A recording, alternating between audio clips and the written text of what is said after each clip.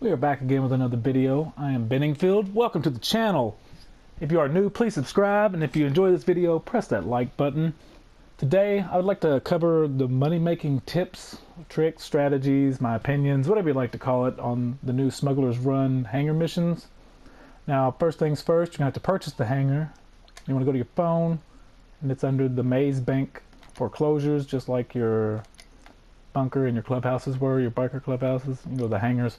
I would suggest going with one of the Fort Zancudo ones. You get the benefit of not having the military attack you when you enter it. But if you want to go with the cheaper ones down at the airport, that will work fine too. They're exactly the same other than location.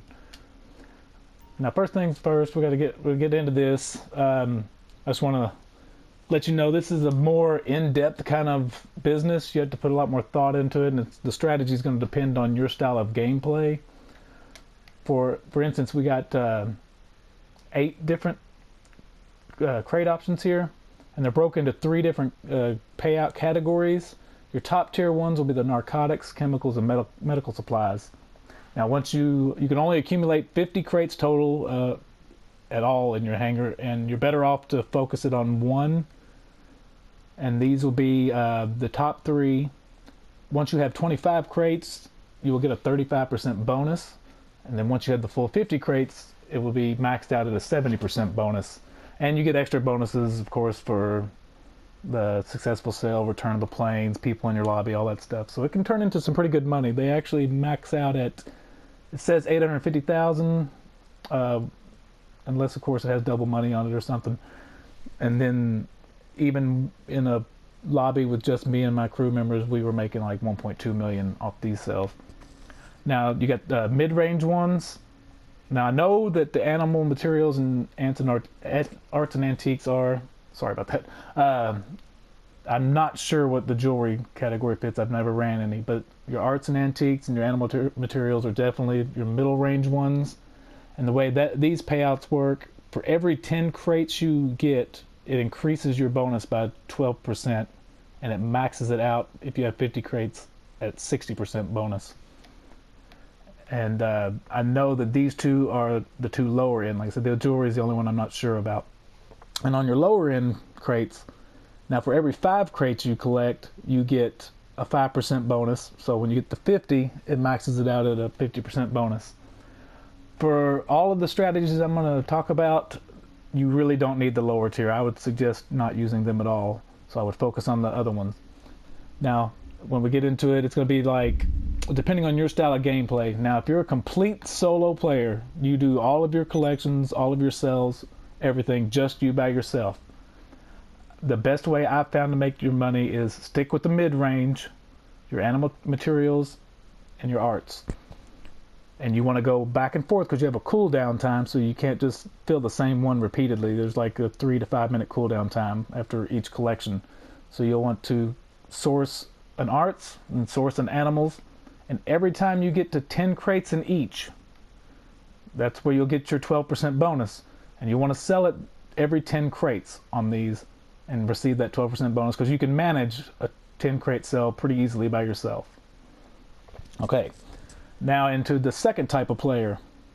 If you do all of your collections solo, and you try to do most of it solo, but you have friends that can help you with big sales, and this is the way I personally do it, start with one of your top range. I usually use narcotics just because it's right there, and I'll use the arts and antiques the most for the mid-range. You want to use the top range and the mid-range. I would start with the narcotics, collect one, then while your cooldown timer is going, collect the arts and antiques. And that works out really well for you.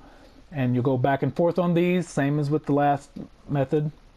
But for every 10 crates you get on your arts, go ahead and sell it and collect that money along the way.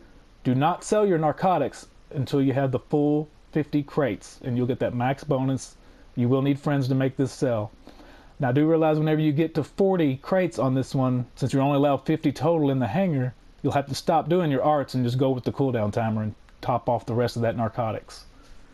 And that's the way I do it. I get the big sell at the end, and I do all the little sells myself, and you build up, and it's pretty good money that way. Now, probably your overall best money, but it's going to require help, is there's a couple of ways you can go about this. You can, if you have people helping you and they're not expecting help in return for whatever reason, go back and forth between the narcotics and chemicals, and then once you get 25 of each, sell one of them for the 25, and then return to just the other one that has the 25 and top it off to the 50. That way you'll get like a middle range sell with a 35% bonus, and then you'll get the maxed out sell with the 70% bonus. So you make a lot of money that way. And the best way probably for the people that are in a group of at least two. I mean, I've done this before with friends, just two of us, or if you have a couple others that want to throw in and help, that works out even better.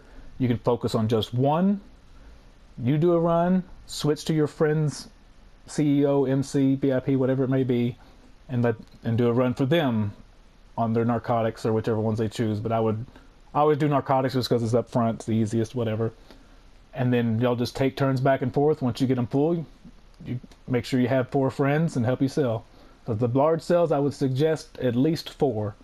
You want yourself and 3 friends, so you can fly all the planes, you have plenty of time, you can have coverage.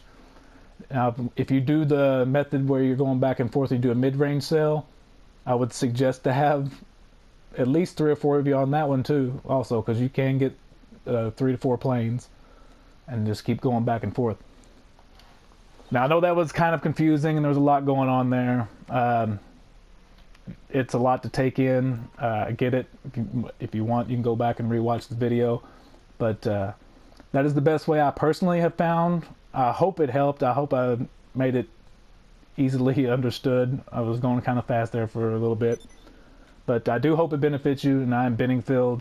If it did help you out, if you did like the video, please push that like button. And if you're new to the channel, subscribe.